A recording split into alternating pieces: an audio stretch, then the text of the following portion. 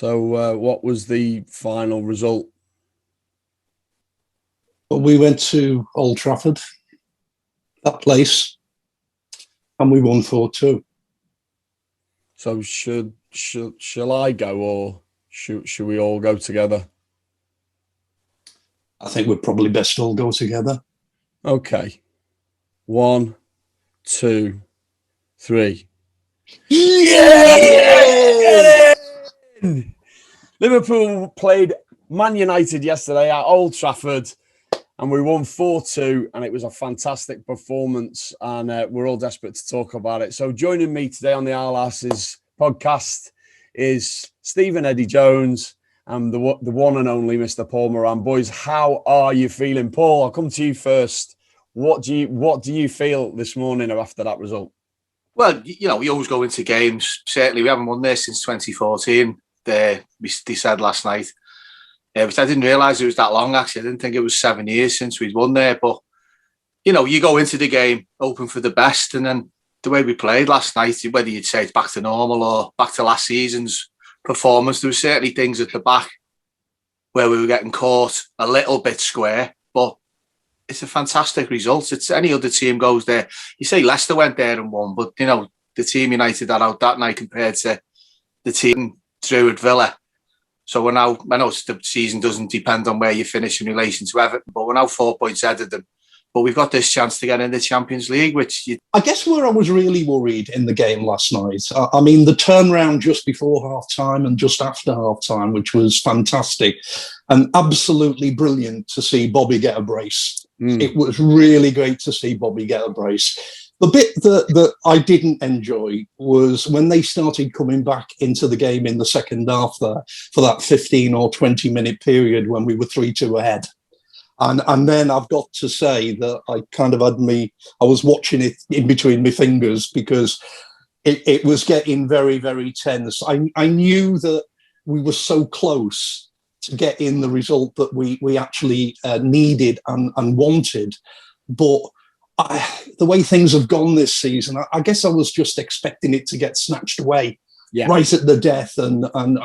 But really felt pretty good after the match. And then, like everybody else, I was kind of studying the league tables and thinking, well, what's the best result for the Leicester and Chelsea game and all that. And I still can't work out what is possibly best that Leicester win that game. Maybe. I don't know. The accountant in you obviously wants to look at the stats and figures. Yeah. Just dragging it back to before the game, Dad. I know it's not a game that you relish watching either. I mean, I sometimes wonder whether your hatred for Man United is actually greater than your love for Liverpool. I've often said that. But, I mean, I certainly looked at the team. I don't think there was going to be any surprises with the team. But when you actually saw that team announced and we've got the two lads playing at the back, and then you look at their front four, Fernandes, Rashford, Cavani, Pogba, it certainly put the wind up me. I mean, how were you feeling before the game? I know you're normally nervous anyway, but did it make you, did you have any hope at all that we could get a result? Not really. I've got a friend who is at work and he's a Man United supporter. And I was sort of chatting to him and he was saying that Solskjaer actually got it wrong. We should have fielded a strong team against Leicester and a weakened team against us. And he said because actually that it's his desire to not let us qualify seems to have overtaken things. And I wrote in the in my blog that I wondered before the game. I wonder could this come back to bite them? Yeah. The decision that he'd made is he seemed to be. He said the fact that he played a weakened side against Leicester, obviously got beat, and then obviously thought that he was going to win this one and put paid to any chances that we have. And sometimes it just works out that we went on there and the first 5 or 10 minutes we weren't brilliant, but then we seemed to find something. Yeah, something of the old sort of vigor and determination. And we played really, really well. Paul, just just taking on from what my dad said, the first, I mean, I watched that first 15 minutes. Obviously, they got the goal. But it looked to me like it was almost a bit disrespectful from Man United. They looked like they were showboating. There was a little passage of play up near the line where, you know, it was all one touch and it was all like, you know, flicking your foot over the ball and all that. And I thought, I really hope our lads sort of are looking at this and thinking, you know, you cheeky bastards. And I think that's what happened. We played our way into the game. I mean, what did you think? It's one of them things. It was like the FA Cup game at Old Trafford. You know, I thought we played all right there. We got the end of a 3-2 defeat, but it's the same thing. United seem to have something where, as you say, you know, my dad used to use the word fannying. There's a little bit of fannying was going on, and it does annoy players. You know, you've only got to watch other games where someone, you know, Neymar's a prime example of it. He fannies around with the ball when they're winning. Someone tries to kick him, then there's a massive fallout between all the players. It does rile players. I don't care what level it's at. You know, even at non-league, if someone starts trying to show off, you know, they get treated. Now, we've got the players who have stepped up last night. I wouldn't say United were doing that. I think it was one of them things where if you stand off them and give them the time to do it. And it seems to be more prevalent with the no fans in the ground. There's more fannying, to use that word again, at games now than there ever has been over the years I've watched football. People flicking the ball and trying to do little clever things with the ball. And 1-0 up, you know, I mean, when are you ever safe with a 1-0 lead after 10 minutes? Yeah. You start trying to take the piss after that, you've got no chance. If you played a team as we are at last night, who stepped up, you know, scored 4 great goals, could have had more.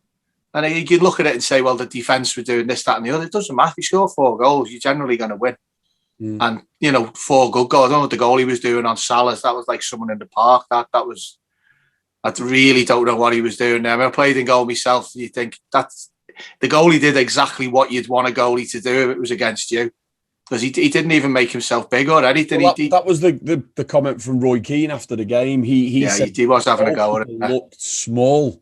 In that instance, he looked very, very small. Like, you know, I mean, Keane will be used to Schmeichel making himself look massive. And do that L-shaped thing he used to do. There's that fantastic story that Peter Schmeichel used to wear really mad goalkeeping shirts. And that was all part of it. It was all part of the psychology to try and put an attacker off if he was one-on-one, which I found fascinating. I didn't realise it was linked. I just thought that was Umbro. Well, Peter Shilton years ago, the other lads will remember this as an old Arses pod.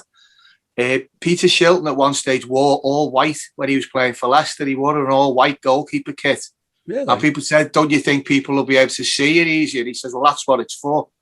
If the striker looks up, he'll just see the white shape in goal rather than the goalkeeper in the green as they all used to wear then anyway. But there's pictures of him. You can see pictures of him. Peter Shilton wore an all white kit when he was playing for Leicester, and that was the explanation that he wanted to fill the goal more. Interesting. So yeah, makes sense. Steve, just coming to you, the 2 lads at the back.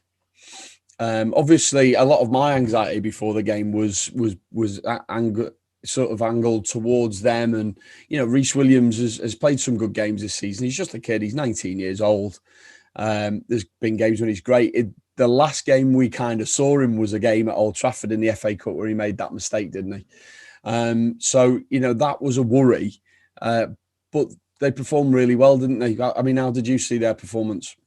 They did, and I've got to admit that I was quite worried going into it, because when I saw the United lineup, I thought, oh goodness, with our centre backs here, we're really going to have a bit of a struggle. In fact, part of me, I've not normally been an advocate of putting Fabinho at centre half because I think that we lose too much in midfield. But last night I was thinking maybe that was the game to actually do that. Yeah. And I was a little bit surprised when the 2 lads were there. I mean, let's be perfectly honest about it. At the moment, you know, Nat and Reece, they're not top Premier League centre backs. They're not at that level. They may be in the future. Things may come on. And you know, that they've got to develop, as you rightly say there, that, you know, particularly Reece is a kid. And he's showing a lot of increasing confidence, I think. But he does get caught out, and he is slow. I thought last night they were fantastic. They were absolutely superb, the pair of them. And, they played a big part in us getting those 3 points last night that we really, really needed. So, hey, yeah, they're not at that top level in terms of performance at this stage. But last night they did a fantastic job for us. And that's important because we're now going into 3 games. And I think that the confidence that they would have gained from last night is really going to put us in good stead for these final 3 games, because we won last night, but we've got 3 games that we really do need to win. Yeah. Now, and okay, it's West Brom, it's Burnley, it's Crystal Palace. It's not Manchester United, but it's 1 game at a time. And I think that the whole side will have taken a lot of confidence from going to Old Trafford last night and coming away with the points. Completely. No, I couldn't agree with you more. Dad, just on the centre-back pairing, I mean, I don't know what you think about this, all of you, really. If Henderson was fit, would you have no problem with Fabinho going back there? Is it the problem that we don't have? I mean, Henderson is a replacement, I suppose, for Fabinho if needed at 6. I'd rather see Henderson as an 8, but at 6 he can do that job. That's one of the problems with Henderson being out. You can't sort of square that circle, can you? With putting Fabinho back there, you lose in midfield. But if Henderson was there, it'd be okay, wouldn't it? What do you think, Paul? I think the two lads actually last night they did really, really well, and it certainly was really good for the future. I think that if we put Fabinho there, even with Henderson back, we missed that creativity. And what was nice for me last night was watching the faces of the Man United players and the Man United manager and coaches. It was just brilliant because their face, they were almost sort of, what's happened here? Well, basically what's happened is we've got a bit of our metal back. That's what happened. So it was just great to see it. And I was obviously delighted. I was behind the settee, I think, as I wrote in my blog, sometimes, just peering over the settee sometimes. But then that's because I feel that sometimes the way we've been playing, I'm expecting it to, but they didn't. They stepped up to the mark, played really, really well. Everyone, I mean, I think Trent was absolutely magnificent, and he's coming for a lot of criticism recently about his play, and he was absolutely magnificent, as were the other lads. And the spirit in the side was back. Yeah, that's what I liked about it. Yeah, I mean, you've just preempted my question to Paul, to be honest with you. The fullbacks have had up and down seasons. Trent, obviously, I think he had COVID at the beginning of the season, and he's had that whole thing with England, which is ridiculous. Robbo has been a warrior all season. He's played every single game that he possibly can. And last night, it looked like the old fullbacks to us again. And it was interesting that Jurgen, in his post-match comments, mentioned something about the fullback areas and Man United trying to exploit the space. And I think he sorted it out after 15 minutes, and then they got control of the game. I mean, what in terms of you, I mean, isn't it how crucial do you think the fullbacks are to the way we play? And are you pleased to see them, getting back? An integral part of our play, and it was good. They've come in for criticism, and it was just good to see them back to their old self. Sorry, mate. At what point did you change your name to Paul, by the way, Don? Oh, sorry. I'm just going to hold a picture of me up next week. Like that. Go to the pub and just sit there. Go to the pub and not be here, like whatever. So Paul Moran, the fullbacks, yeah. Yes. Your fullbacks come into play more when you've got 2 proper centre halves playing. Yeah. Now, whether you talk about Reece and that as young lads, at the end of the day, they're both centre halves. Now, I think it just gives the fullbacks more confidence, if you like, in going forward. And you talk about Fabinho before moving back, or a fit Henderson moving back. If you've got 2 fit centre backs, I'd play them personally, but obviously it's not our decision to do that. But if you've got even Kabak and Phillips, Kabak and Williams, and then you've got the other lads hopefully coming back. You see videos of him in training, Virgil van Dijk and that. How far away from match fitness he is, that's a totally different matter. And hopefully, he said he's not going with Holland in the summer, which would have been an absolute disaster for me. And I'd rather Trent didn't go with England, personally. I've got no allegiance to England at all. I'm not bothered if England win, lose, draw, or don't play. It doesn't make any difference to me, England. It doesn't matter who's playing for them either. It doesn't. If there's Liverpool players in, it doesn't make... I just want our players not to get injured. I'm not bothered what happens. I've never really been bothered about international football as such, but certainly the way some of our lads seem to get treated by the press and the fans, I don't know why they'd be worrying about playing for England up to a point. I know it's a prestigious thing if you're in that position, but if someone said Trent's not going in the summer, I'd be, oh, great. That suits me. I am worried about him playing for down with Gareth Southgate at all. It doesn't make any difference to me. I'd rather he didn't. And Henderson, I don't want Henderson to get fit and play the last game and then announce he's fit for the summer. They need to have a rest. A few of them need rests over the summer. Of course. And I hope he's one of them. But again, going back to your question, the confidence of the fullbacks can be, you're watching that last night, Trent's in that position a lot more than he has been the rest of this season. Another interesting point you made before there, them last 3 games, we've got Burnley, who beat us at Anfield, West Brom, who drew with us, and Crystal Palace, who we absolutely destroyed away. But that was in December. But you're talking like if you said the last 3 games were Brighton, Burnley, oh great, well, there's 6 points. They both beat us. So we've got to go out. We've got to play like we did last night. And hopefully we can do against teams like that. And it's what I say all the time on things like this. If we play to our full potential, we'll beat them. There's just a lot of times this season we haven't. And for whatever reason, we've been very flat in games. But like last night, there was just like an old spark there. If you look last night, there was just like when we were going forward, everyone, they were all bombing. When Jota hit the post, for instance, that move, that was a fantastic move. There's all, when I say fantastic move, there's movements off the ball. You can see it where everyone's going in different directions, and the United players couldn't cope with it. Yeah.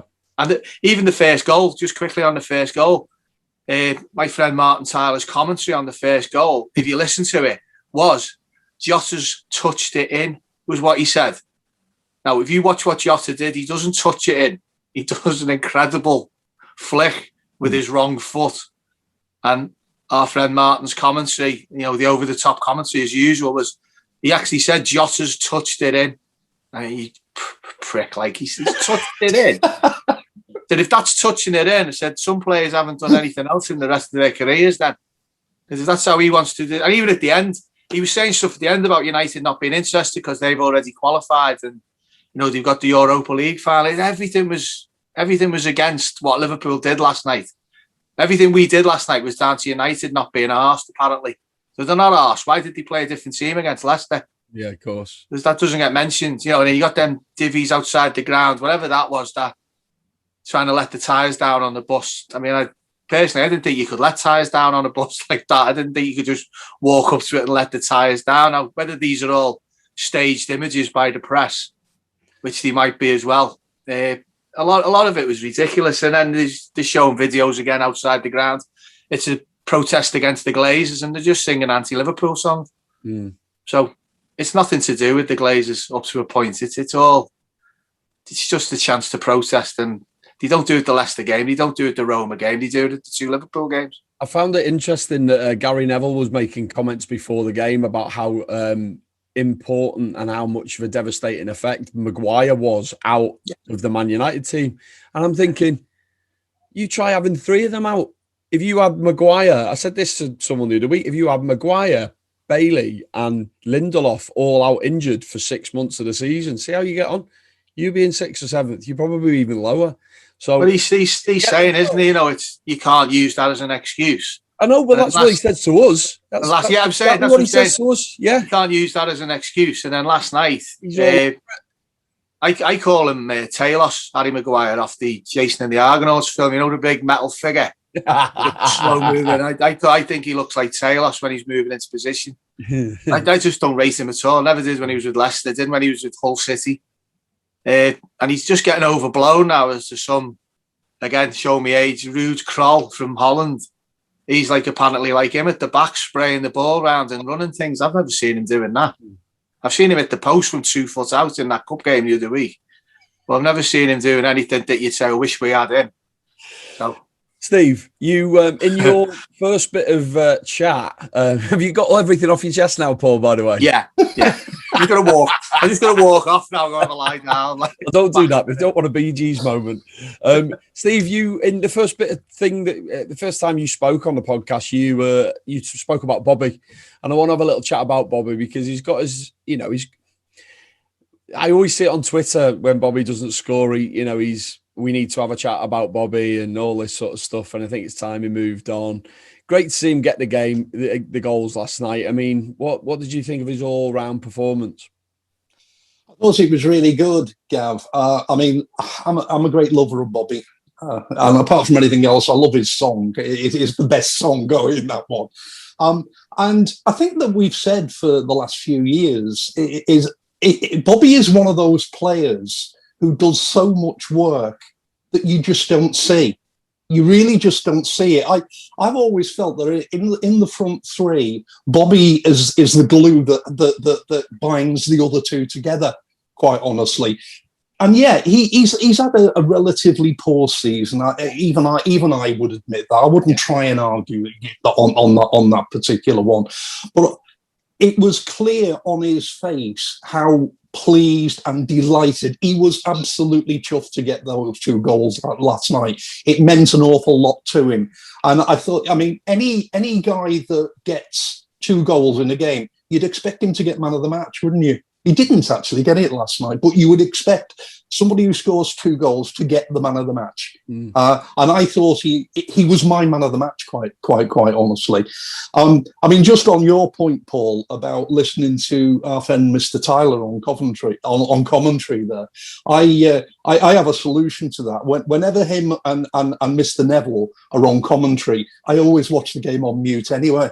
I just switch the commentary off because I just can't stand it. It's a bit like watching MUTV, I would guess. Listening to those 2 going on. And unfortunately, I don't think Carra on commentary, provides any balance to that.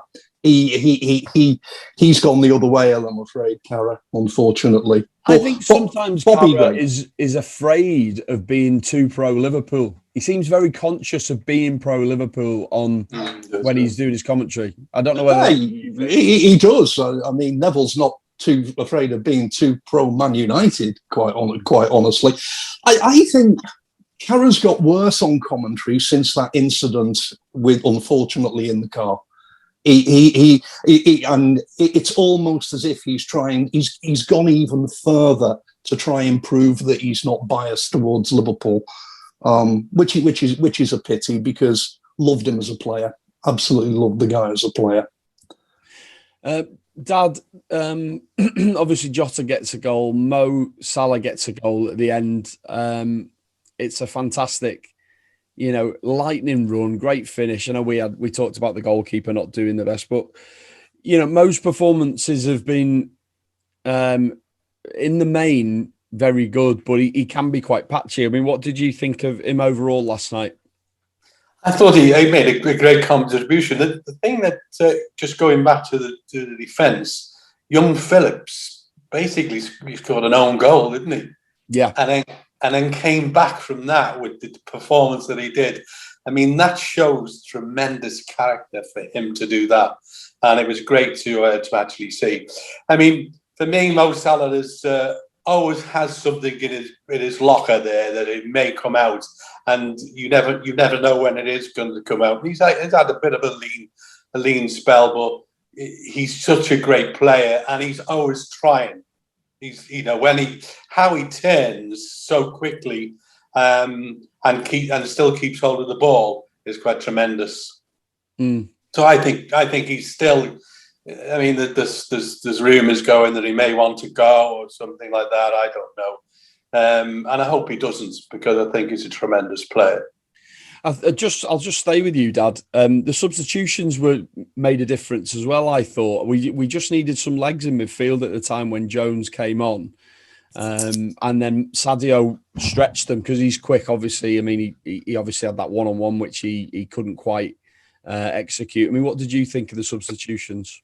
I thought at the time it just gave us a little bit more, a bit more effort. Well, not effort, but maybe a bit of energy, and that was at the right time. I thought our manager's management of the game was absolutely fantastic, and also, I mean, people are going to talk about the snub by Mane afterwards and I've watched it a couple of times.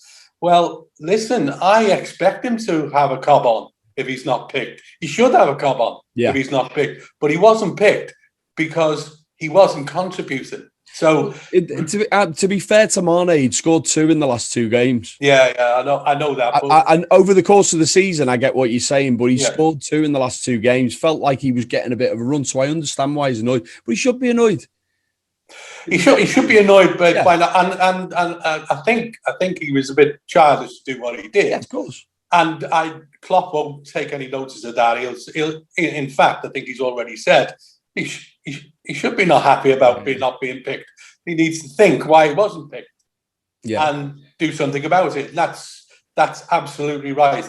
I mean, I think our manager's management of last night was astonishing, really, and he obviously had a plan, and so pleased to see it. It's just quite amazing. If you're enjoying this video so far, please show your support for the Ken 7 channel by subscribing, clicking the like button, and also clicking the notifications button as well to get future broadcasts. If you could also share the video on your Twitter and Facebook account, that will show YouTube's algorithm that you like our content. Have you heard about Ken 7 merchandise? The link is in the description of this video. We have premium fanwear for fans covering Liverpool, Celtic and Scotland, and it's fanwear for young and old, so we have t-shirts, hoodies, sweatshirts, caps, mugs, you name it, we've got it. Just something else to remember, every purchase that is made on our website, we donate to the Marina Dalglish appeal. So you're helping a great cause as well. So we'll leave the game there. I mean, it's been fantastic that, we've had a good chat about that. But what I want to now concentrate on is the summer transfer window. And I was just wondering what sort of positions you think we need to strengthen. Do we need an overhaul, or just need the odd bits and pieces here and there? Paul, I'll come to you. Where would you strengthen if you're Jurgen? Where would you strengthen in the summer? Well, you've got to look at the injuries that these players have had and whether they'll come back as they were. Even that's one of the big questions. You've got your 3 centre backs. I don't think Matip's a long term answer. Whether you need another experienced centre back might be some. But I said this to someone the other week. You can only sign players who are going to improve the squad. There's no point in just.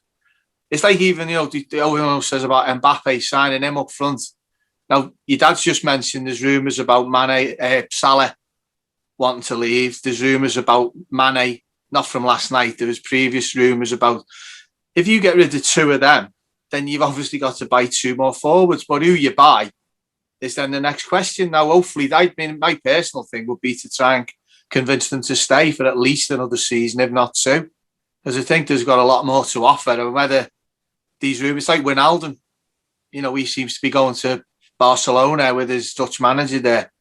Now, whether he does or not's another thing. Or if he leaves, you need someone in midfield to sort of back up the other ones who are there. But I'd rather have Thiago and Fabinho in midfield anyway, because I think Wijnaldum offers a different level. Possibly, I don't know, it's hard to explain what Wijnaldum offers sometimes, and that's not criticism of him. Because sometimes you forget he's playing, but he's doing the job. As Steve said, like Bobby, he's doing a job that you don't really see. It's like the old Ronnie Whelan thing. Ronnie Whelan, he never used to get any plaudits or praise, really. But when he wasn't there, it made a hell of a difference to the team. Up centre half to stop moving the midfield players from midfield to the defence. That team last night, he won 4-2 at Man United without listing them, the players who aren't playing, it's unbelievable. Phillips is what, 24, I think. Kabak's 20. Off the top of my head, I'd probably go with Nat Phillips, if I'm absolutely honest. Kabak may be a great centre half in the future. I mean, he was really wobbly when he first came to us. I think he's developed a bit since then. I mean, on the wider transfer issue, I think Jurgen's already said that he doesn't see this as being a major transfer type of summer, and I think that, Paul, you've already touched on the fact that I can only see us getting a major in if we have a major out. Yeah, i.e., one of our big names would need to go for us to bring in another big name, and I guess that the two that do come to mind are the two strikers, Sadio Mane or Mo Salah, neither of whom I would want to see leave Liverpool Football Club. Not. Absolutely not. So, I don't think we're going to hang our hats on. I always think the Mbappe thing's been ridiculous anyway, but any other big transfers coming in, I really can't see. I mean, clearly, Gini, it looks as if he's going to Barcelona for whatever reason. That's obviously up to him. Don't think he's had a brilliant season. Surprised at the way he's been persisted with, over the last few months, although I think that's been a question of needs must most of the time. Because I would defend him here. I think he's been overplayed. Maybe so. I think he's probably got too many minutes in his legs. Maybe so, and he's had the captaincy and all, which is, I suppose, has been a little bit bizarre, given that everyone seems to think that he's off to Barcelona in a few weeks' time. That's strange, but we've had no one really to replace them with. Although it wouldn't be a straight replacement, I guess that the fact that Naby's had such a struggle, really has had a struggle, has been a real problem for us, and a lot of the fans are saying, get rid, just jettison Naby. I think he's £43 million in the books, actually, Naby Keita.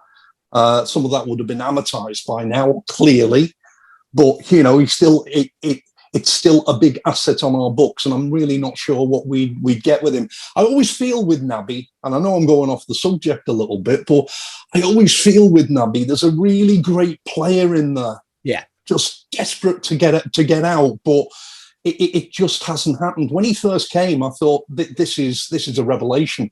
This lad in midfield, as a box-to-box, this is an absolute revelation. And then it just went, and he's had such terrible time with injuries, which I don't know what the reason for that is.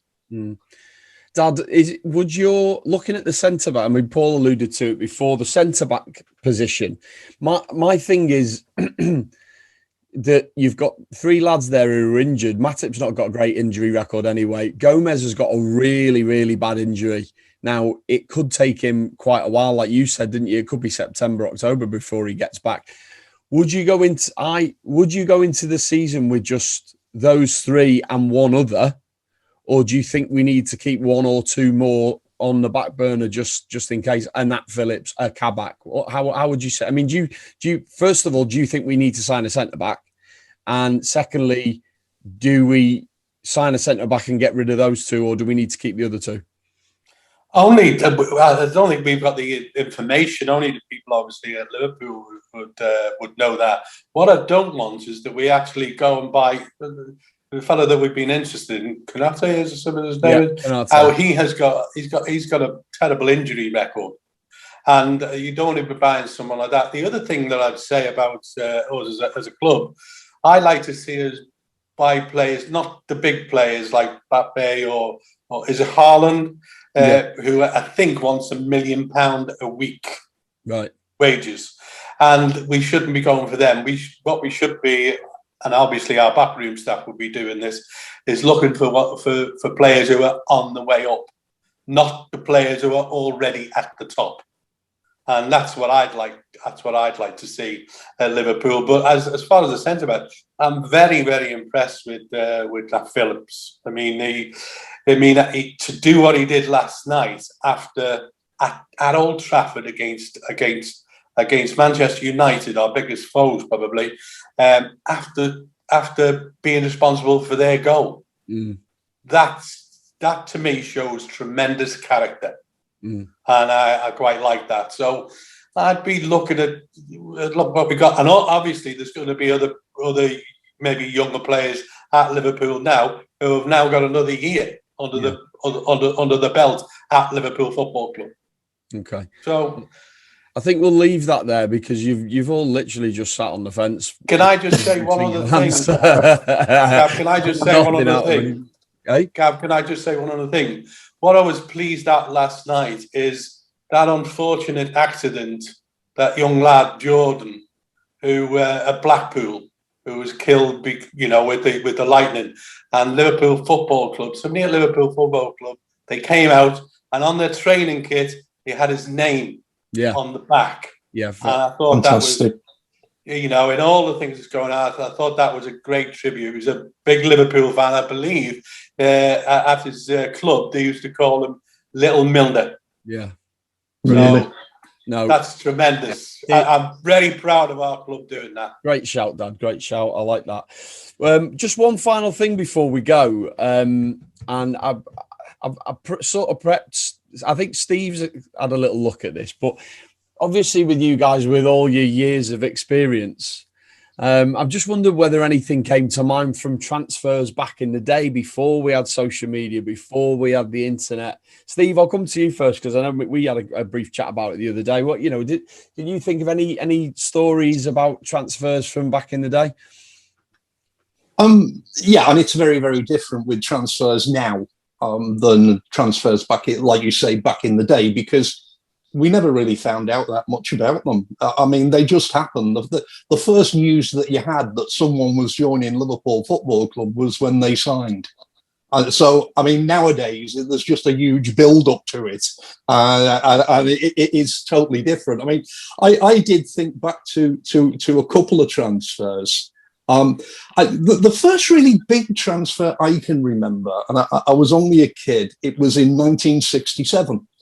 And it was a chap called Tony Hateley, and we paid the club record £100,000 for Tony Hateley, and he was going to be the final piece in the jigsaw almost for us to go into the second grade Bill Shankly side. I think we paid £100,000 from Chelsea, signed him in 1967. I had a look after we spoke yesterday. He got 27 goals in that season, and then the following season he couldn't hit a cow's arse with a banjo, actually. to be quite honest, I mean, he never really scored many goals with his feet, but in the air he was absolutely imperious. It was like he had a ladder to get up to. We eventually, he only stayed 2 seasons. We eventually jettisoned him. I think at the end of the following season, I think he went to Coventry City.